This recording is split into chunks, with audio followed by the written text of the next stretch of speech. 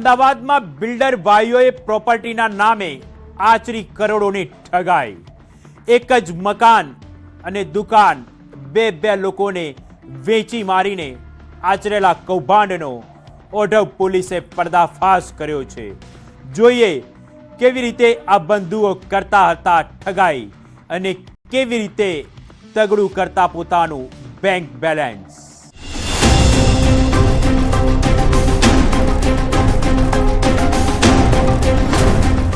એક મિલકત અને એક માલિક, વિશ્વાસના દસ્તાવેજ પર છેતરપિંડીની સહી. પોલીસની પકડમાં દેખાતા આ બંને ચહેરા છે કેસી ડેવલપર્સના ભાગીદાર. કલ્પેશ ચૌહાણ અને વિનય ચૌહાણ. આરોપ છે કે અમદાવાદના સિંગરવા વિસ્તારમાં આવેલી સ્વસ્તિક હેરિટેજ સ્કીમમાં તેમણે માત્ર ફ્લેટ અને દુકાનો વેચ્યા ન હતા, પરંતુ એક જ મિલકતના અનેક માલિક ઉભા કરી વિશ્વાસને જ વેપાર બનાવી દીધો હતો. બનાખત એકને, દસ્તાવેજ બીજાને અને એ જ મિલકત ત્રીજા વ્યક્તિ સુધી પહોંચતા છેતરપિંડીનું આખું જાળ ખુલવા લાગ્યું. સ્વસ્તિક હેરિટેજની અંદર એમણે 19/12/2024ના રોજ ફ્લેટનું બુકિંગ કરાવેલું હતું અને એ ફ્લેટના બુકિંગની અંદર થોડા દિવસો પછી એ જ્યારે ત્યાં ફરીવાર જોવા ગયા ત્યારે ત્યાં કોઈ ભાડુઆત ભાડે રહેતા હતા. ત્યારે એમના ધ્યાન પર આવ્યું કે જે એમણે ફ્લેટ ખરીદેલા છે એ ફ્લેટ એ બિલ્ડર દ્વારા બીજા કોઈને પણ વેચી નાખવામાં આવેલ છે. બુકિંગ પછી ખુલ્યું મોટું રહસ્ય. આ ખેલનો પર્દાફાશ ત્યારે થયો જ્યારે ફરિયાદી પોતાનો ફ્લેટ જોવા પહોંચ્યો, પરંતુ જે ફ્લેટ માટે તેણે રૂપિયા ચૂકવ્યા હતા ત્યાં તો પહેલેથી જ બીજા લોકો રહેતા હતા. શંકા ઊંડી બની. સરકારી વેબસાઇટ પર દસ્તાવેજોની તપાસ થઈ અને ત્યાંથી બહાર આવ્યું એવું સત્ય, જેણે અનેક રોકાણકારોના પગ નીચેથી જમીન ખેંચી લીધી. 4 દુકાનો અને 5 મકાનોના દસ્તાવેજો અલગ અલગ વ્યક્તિઓના નામે નોંધાયેલા હોવાનું સામે આવ્યું. એટલે કે એક જ સંપત્તિ અનેક લોકો સુધી વહેંચાઈ ગઈ હતી. કલ્પેશભાઈ મનુભાઈ ચૌહાણે મારી જોડે ચીટિંગ કર્યું છે. એમાં એવું હતું ને કે સ્કીમ નાખી હતી ત્યારે અમે દુકાન રાખી હતી, મેં રાખી હતી, આ કાકાએ રાખી હતી, આ ભાઈએ રાખી હતી, આ ભાઈએ બી રાખી હતી, બધા ભેગા થઈને દુકાનો રાખી હતી. પછી અમે મેં ફ્લેટ પણ રાખેલો. એની અંદર અમે જ્યારે પણ રાખી હતી ત્યારે ફૂલ પેમેન્ટ અમે આપી દીધેલું અને અમને બાનાખત પણ કરી આપેલું. પણ બાનાખત કર્યા પછી જે છે ને અમને કે દસ્તાવેજ કરવાનું કીધું હતું કે દસ્તાવેજ અત્યારે થાય એમ નથી, બીયુ પરમિશન ના આવે ત્યાં લગી દસ્તાવેજ નહીં થાય. પીડિતોના કહેવા મુજબ વર્ષો સુધી તેમને દસ્તાવેજ માટે રાહ જોવડાવવામાં આવી. ક્યારેક બીયુ પરમિશનનું કારણ અપાયું તો ક્યારેક થોડો સમય વધુ માંગવામાં આવ્યો, પરંતુ પાછળથી જાણવા મળ્યું કે જે મિલકત માટે તેમણે લાખો રૂપિયા ચૂકવ્યા હતા તે બીજી અને ત્રીજી વ્યક્તિને પણ વેચી દેવામાં આવી હતી. કેટલાક પીડિતો પાસેથી લાખો રૂપિયાની સંપૂર્ણ ચૂકવણી લઈ સમજૂતી કરાર પણ કરવામાં આવ્યો હતો. એ લોકોએ જે છે ને 3 જણાને વેચી. કેટલા રૂપિયા તમે ભર્યા છે? અમે એ ટાઈમે 18,40,000 રૂપિયા ભર્યા હતા. જવાબમાં એવું હતું ને કે અમને ત્યારે એ ટાઈમે બાનાખત કરી આપ્યો હતો અને બાકીના પૈસાનું હતું ને તો અમને બાપાના ખાતામાં લીધા હતા અને એને બાપાના ખાતામાં લઈને ભાઈ મેં કીધું અમારી જોડે શું પુરાવો, અમને કંઈ પુરાવો આપો. ત્યારે અમને સમજૂતી કરાર લખી આપી હતી.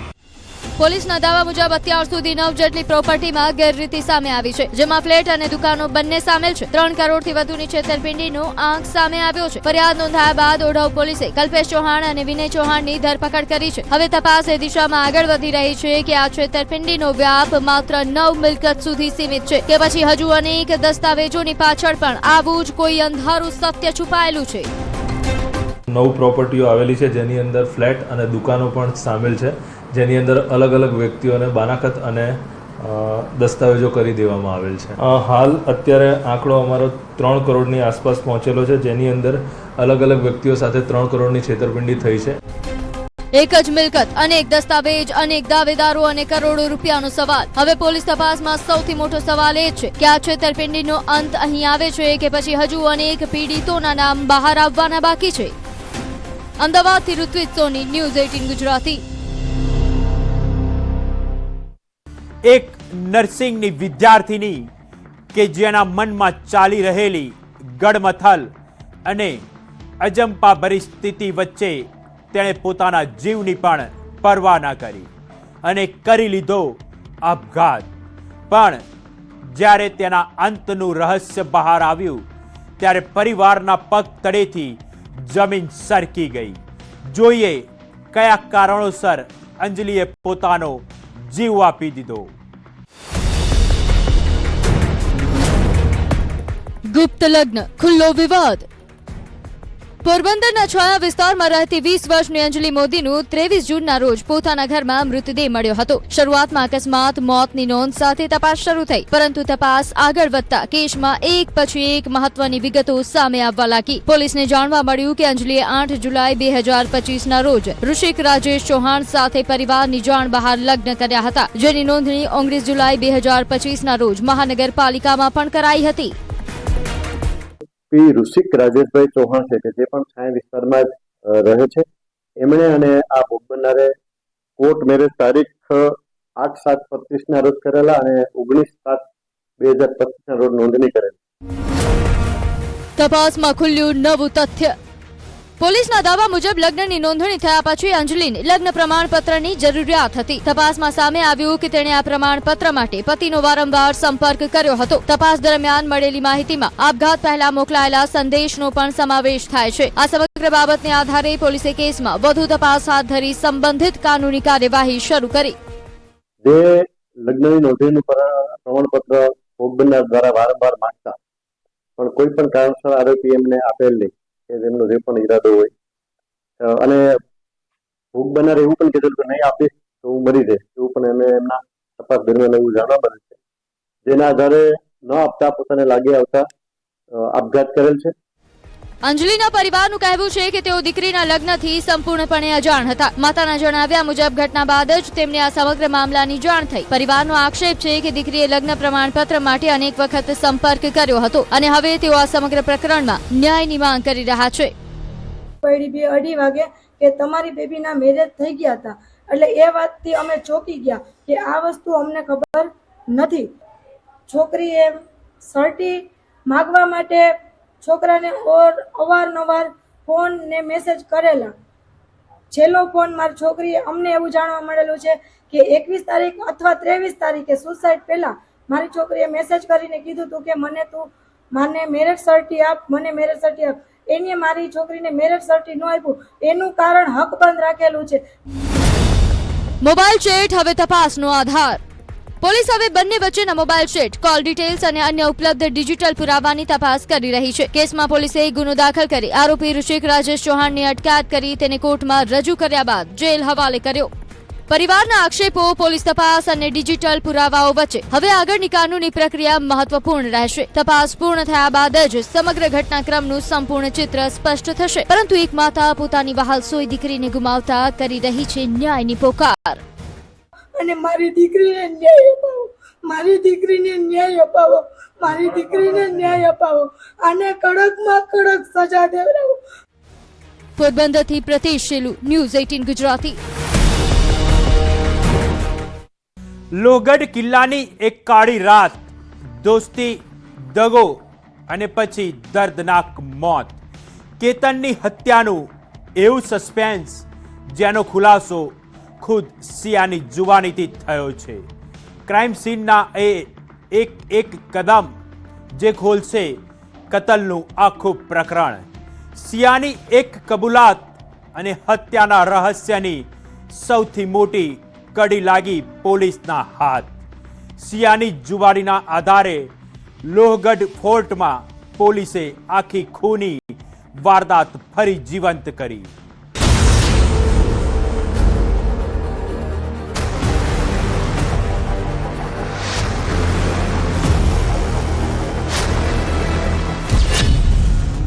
સિયાની જુબાની, કેતનની હત્યાની કહાની.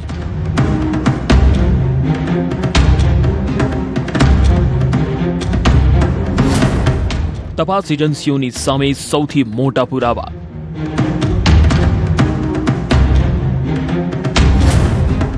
સિયાએ જણાવ્યું 18 જૂનની વારદાતનું આખું સત્ય.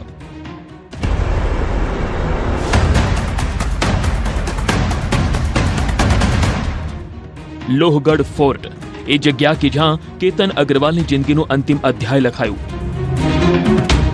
પોલીસ સિયાને લઈને અહીં પહોંચી. સુરક્ષા એટલી ચુસ્ત કે આખા ફોર્ટને આમ જનતા અને પર્યટકો માટે બંધ કરી દેવાયો.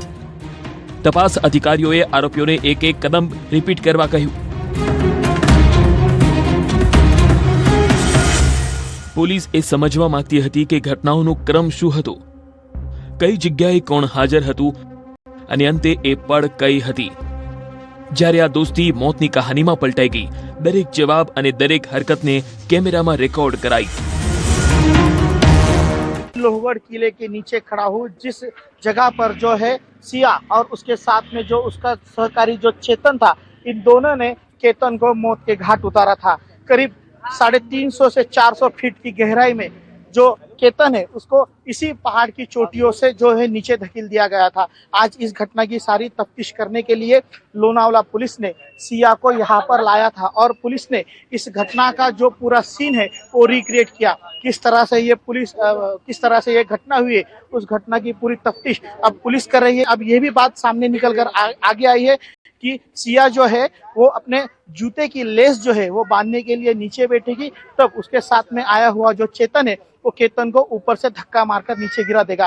इसी बात को जो है अब सिया ने जो है पुलिस के सामने कबूला है। ક્રાઇમ સીન રિક્રિએશન કોઈ પણ હત્યાની ઘટના માટે ખૂબ જ મહત્વપૂર્ણ મનાય છે। પોલીસ મુજબ સિયાએ ઘટનાક્રમને સવિસ્તાર બતાવી અને એ જ આધાર પર આખા સીનને બીજી વાર રિક્રિએટ કરાયો। તપાસ ટીમ એ ખરાઈ કરી રહી છે કે આરોપીઓના નિવેદનો અને ટેકનિકલ પુરાવા અને ઘટના સ્થળની પરિસ્થિતિઓ મેળ ખાય છે કે નહીં।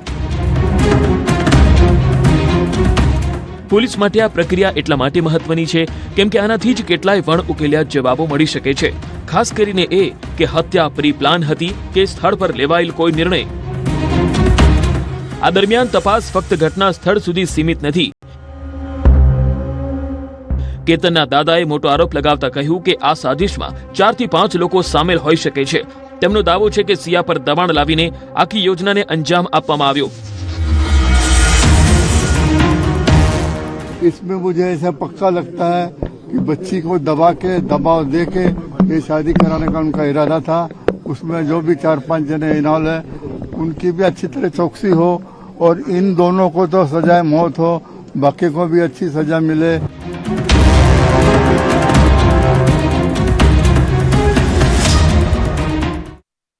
એક તરફ ડિજિટલ પુરાવા અને સિયાના પરિવાર પર સકંજો, તો બીજી તરફ ન્યાય માટે સળગતી મીણબત્તીઓ।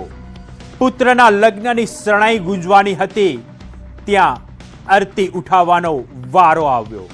શું આ હત્યાકાંડ પાછળ કોઈ મોટું કાવતરું છે? ખૂની રહસ્યના દરેક તાર હવે પોલીસના હાથમાં છે, પરંતુ સવાલ હજુ જીવંત છે।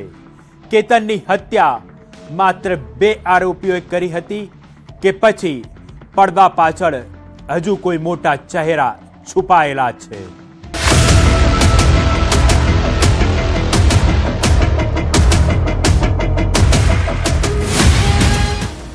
આ તરફ પોલીસે પણ સ્પષ્ટ કર્યું છે કે તપાસ કેટલી દિશાઓમાં આગળ વધી રહી છે।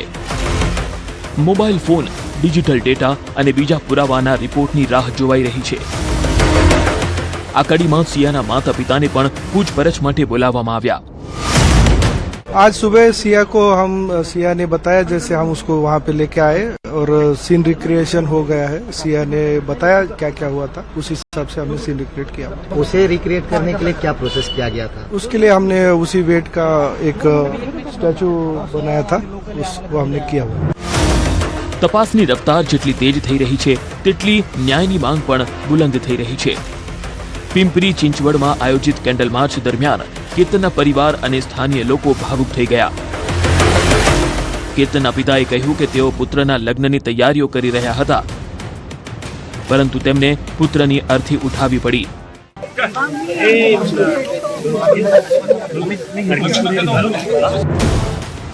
માતાએ પણ દોષિતોને ફાંસીની સજા થાય તેવી માંગ કરી।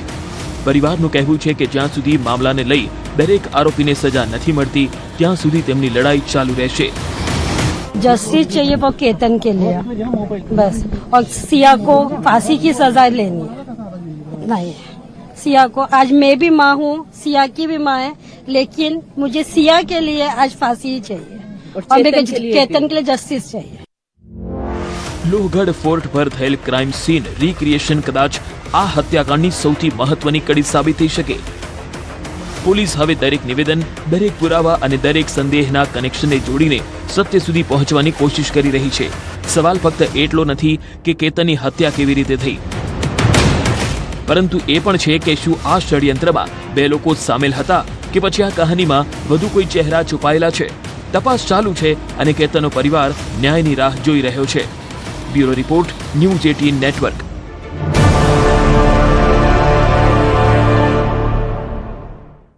મુંબઈમાં મોહરમના જુલુસ વચ્ચે પેઇન કિલરના નામે ઝેરી કેપ્સ્યુલ વેચવાનું મોટું ષડયંત્ર બેનકાબ થયું છે. પકડાયેલ આરોપી ફૈયાઝના તાર ઈરાન ઇરાક સાથે જોડાયાનું ખુલ્યું છે. શું આ કોઈ આતંકી પ્લાન હતો કે પછી કારણ કંઈક બીજું? જોઈએ કેવી રીતે મુંબઈ ફરી હચમચથી બચી ગઈ.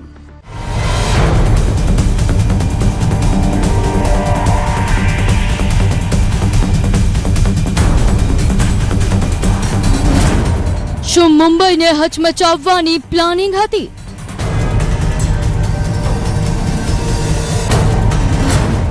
શું હતો ફૈયાઝનો અસલી હેતુ?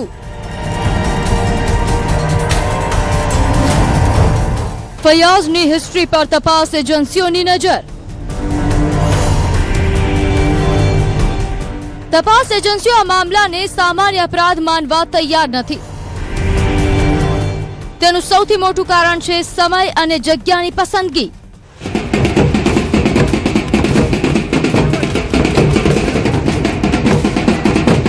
આરોપ છે કે મોહર્રમના જુલુસમાં ભીડવાળી જગ્યાને ટાર્ગેટ કરવાની કોશિશ કરવામાં આવી,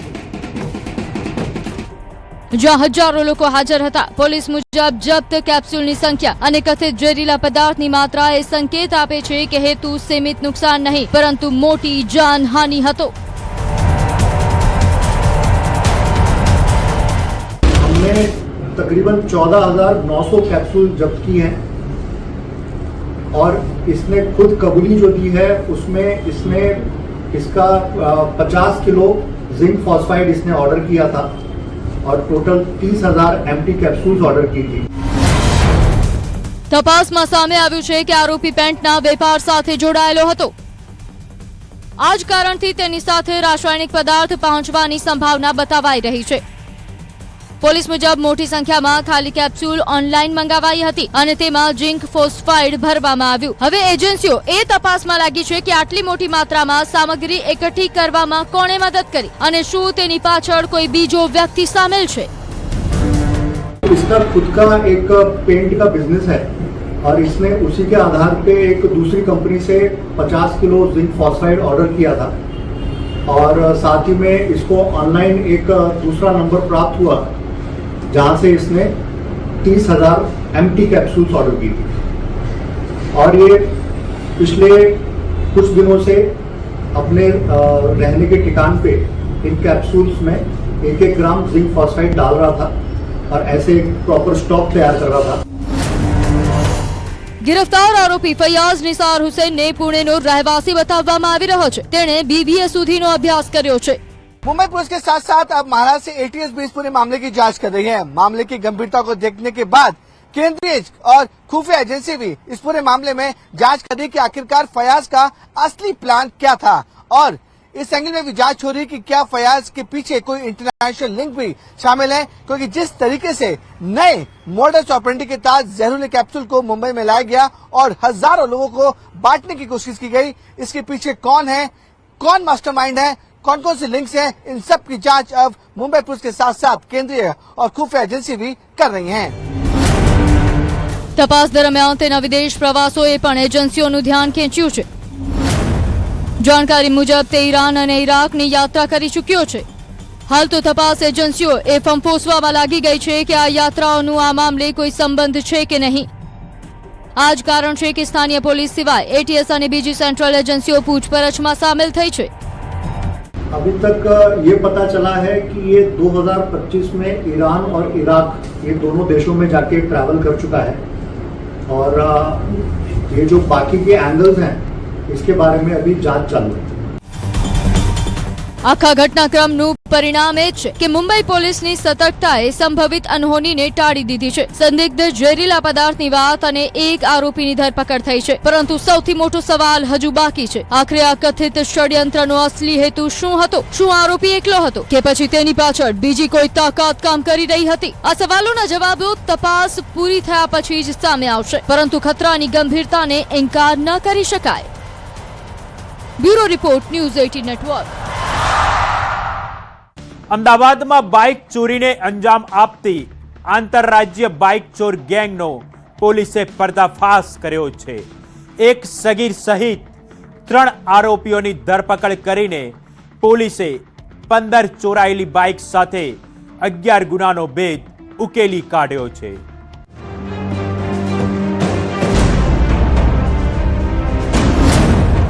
મજૂરીની આડમાં એન્ટ્રી, બાઇક ચોરીની બ્લુપ્રિન્ટ. અમદાવાદમાં છૂટક મજૂરીના બહાને આવતા પરંતુ અસલી નિશાન રોજગાર નહીં, રસ્તા પર પાર્ક થયેલી મોટરસાયકલો હતી. શહેરમાં વાહન ચોરીની વધતી ઘટનાઓ વચ્ચે ઝોન 4 એલસીબીએ ટેકનિકલ સર્વેલન્સ અને ચોક્કસ બાતમીના આધારે નરોડા વિસ્તારમાં કાયદાના સંઘર્ષમાં રહેલા એક કિશોરને ઝડપી પાડ્યો. શરૂઆતમાં સામાન્ય લાગતી પૂછપરછે એવી કડીઓ જોડી કે આંતરરાજ્ય બાઇક ચોર ગેંગનો આખો ચહેરો પોલીસ સામે આવી ગયો. કે આ કુલ 3 લોકોની એક આંતરરાજ્ય બાઇક ચોરાવવાની ગેંગ છે. એમાં જે બીજા 2 સાગરીત છે, એક એમાં રણજીતસિંહ નાથુસિંહ રાઠોડ, જેને એક મુખ્ય સાગરીત તરીકે કહી શકાય, અને બીજા લલિતકુમાર મીણા. આ ત્રણેય લોકો રાજસ્થાનના સલુંબડ જિલ્લાના સરાડા તાલુકાના રહેવાસી.